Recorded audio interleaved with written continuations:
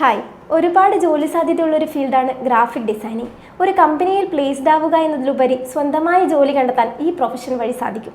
ഒരു കമ്പനിയോ ഒരു വ്യക്തിയോ നിങ്ങളെ ഈ ജോബിന് വേണ്ടി ചൂസ് ചെയ്യണമെങ്കിൽ അവരൊരിക്കലും നോക്കുന്നത് നിങ്ങളുടെ എഡ്യൂക്കേഷൻ ബാക്ക്ഗ്രൗണ്ട് ആയിരിക്കില്ല. പകരം നിങ്ങൾ ഈ ഫീൽഡിൽ എത്ര വർക്ക് എക്സ്പീരിയൻസ് ചെയ്തിട്ടുണ്ട്, നിങ്ങൾ ഈ ഫീൽഡിൽ എത്ര പാഷനേറ്റ് ആണ് എന്നതൊക്കെ ആയിരിക്കും.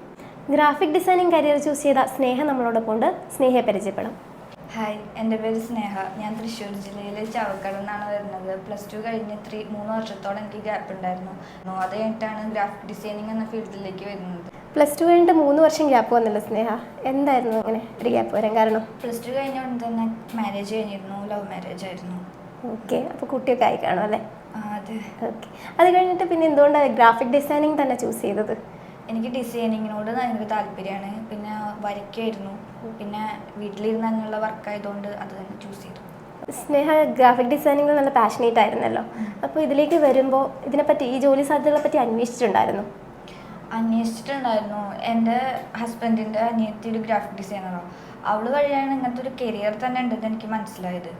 പിന്നെ കൂടുതലും ഞാൻ അതിനെപ്പറ്റി അന്വേഷിക്കാൻ തുടങ്ങി. ആദ്യം ഞാനൊരു ഫാർമസിസ്റ്റ് ജോബിലേക്കായിരുന്നു കൂടുതൽ ഇൻട്രസ്റ്റ്. പിന്നെ ബേബി ഉള്ളതുകൊണ്ട് വീട്ടിലിരുന്നിട്ട് തന്നെ വർക്ക് ചെയ്യണം എന്നുള്ളൊരു ആഗ്രഹം ഉള്ളതുകൊണ്ട് ഈ മേഖല തിരഞ്ഞെടുത്തു. കൂടുതൽ അന്വേഷിച്ചപ്പോൾ കുറേ കരിയർ ഓപ്പർച്യൂണിറ്റീസ് ഉള്ള ജോബാണെന്നും മനസ്സിലായി. ഫ്രീലാൻസ് ആയിട്ട് വർക്ക് ചെയ്യാനും വർക്ക് ഫ്രം ഹോമിനും വളരെ മികച്ചൊരു പ്ലാറ്റ്ഫോമാണ്. എനിക്ക് കൂടുതൽ പെർഫോം ചെയ്യാൻ പറ്റുമെന്ന് തോന്നിയ ഒരു ഫീൽഡാണ് ഗ്രാഫിക് ഡിസൈനിങ്. ഈ ഒരു ജോബിലേക്ക് എത്താൻ സ്നേഹ എന്തായിരുന്നു ഫസ്റ്റ് സ്റ്റെപ്പായിട്ട് ചൂസ് ചെയ്തത്?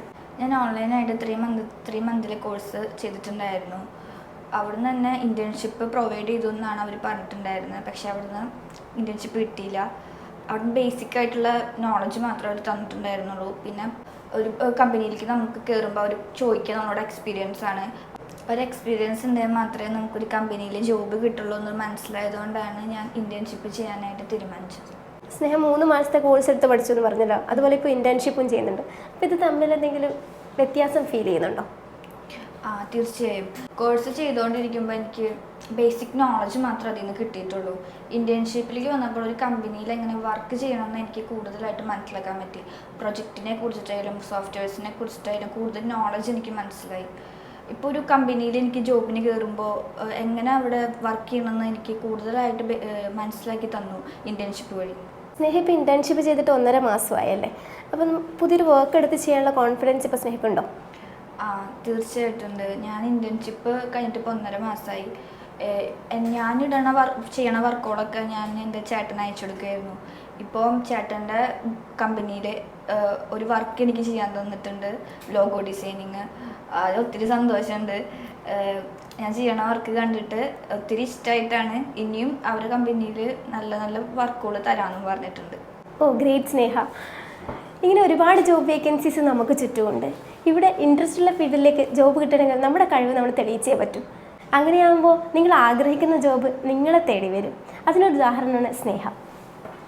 3 മാസത്തെ ഇൻറ്റേൺഷിപ്പിന് ശേഷം സ്നേഹയ്ക്ക് നല്ലൊരു ജോബ് കിട്ടി ഒരു കമ്പനിയിൽ പ്ലേസ്ഡ് ആവാൻ പറ്റുമെന്ന വിശ്വാസം ഞങ്ങൾക്കുണ്ട്. All the best.